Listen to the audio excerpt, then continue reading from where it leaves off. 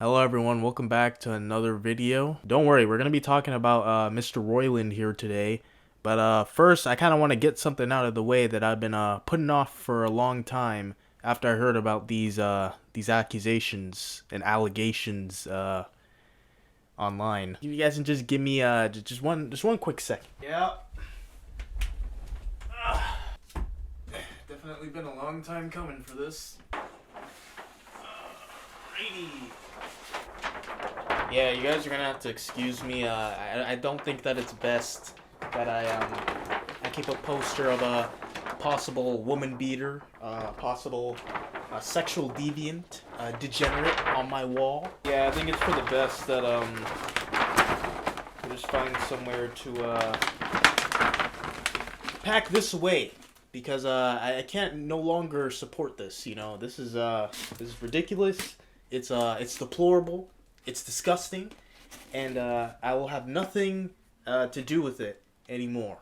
But yeah, I just wanted to take care of that. I'm gonna have to find something else to put on that wall. But yeah, I think we're ready to start the video now. Here we go. What's up, guys? So today we're going to be talking about Justin Roiland, the co-creator of Meta and Humor and the founder of Meta Games. Now, in case you actually have a life and haven't been following the allegations and situations surrounding him over the past few weeks, allow me to fill you in with some basic cliff notes. I got a golden ticket. I got a golden chance to...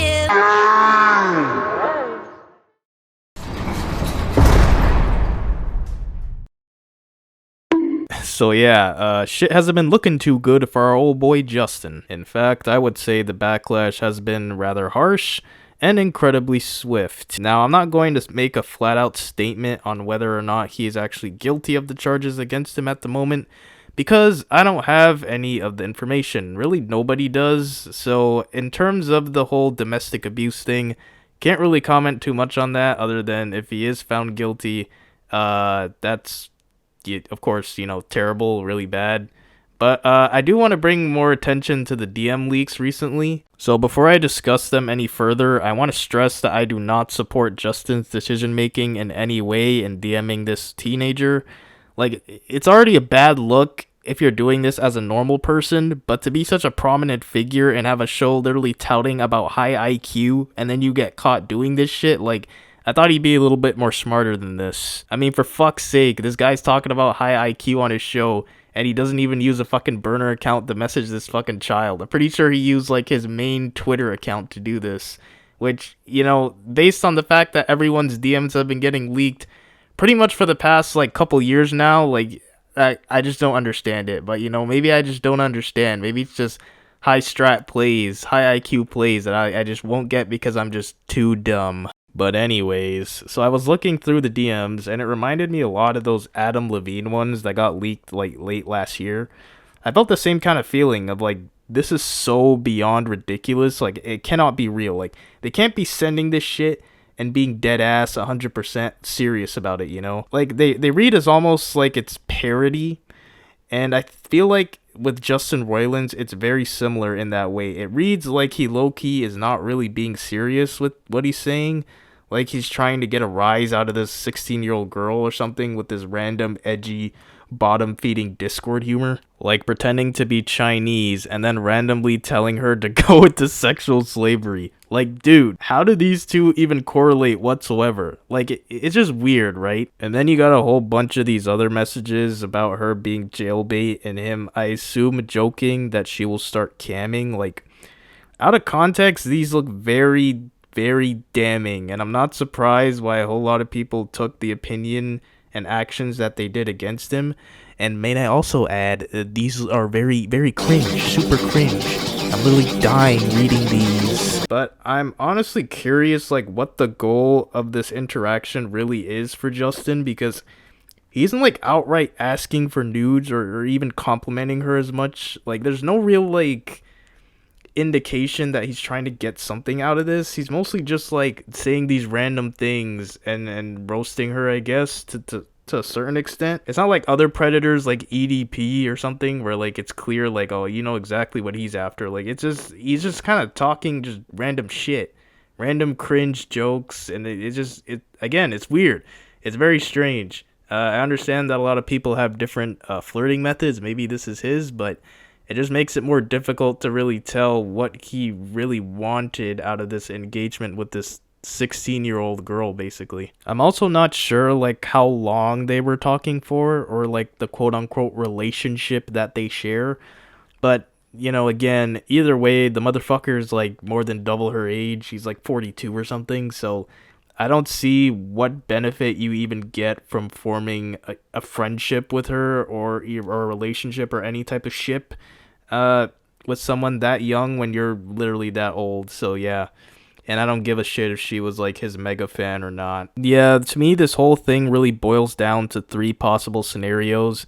Either Justin wanted some underage ass and was on groom patrol, or he's literally a socially inept idiot who still has the mindset of a 16-year-old and thus identifies with someone else who is also 16. And then there's also the possibility that he is literally so deep into edgy humor that he will literally say anything to anybody, no matter how fucked up it is or random it is, just to get a laugh, and literally not consider any sort of context whatsoever. Now, I'm by no means the joke police. I actually think that most things, even if they're really fucked up, framed the right way, can actually make really good jokes.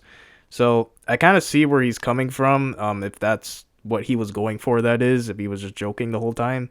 But yeah, if he gets pegged for this in court, I still think it's going to be incredibly difficult for him to convince either a jury or a judge of this, because really two main things: the age difference, and also the fact that there's a power difference there, you know, with her apparently being like a fan of his work or something. At least that's what I heard.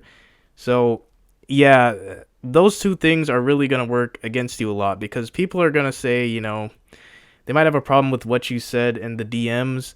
I personally kind of don't. I mean, I like edgy humor, so this stuff to me is kind of mundane, a bit random, a bit out of context again, you know, and also probably very unwise, because he has to know, as a public figure, you can't be caught in DMs or really anywhere saying shit like faggot anymore. Like, it's dumb, but that's the world we live in now. Like, you can't be doing that when you have an image to protect.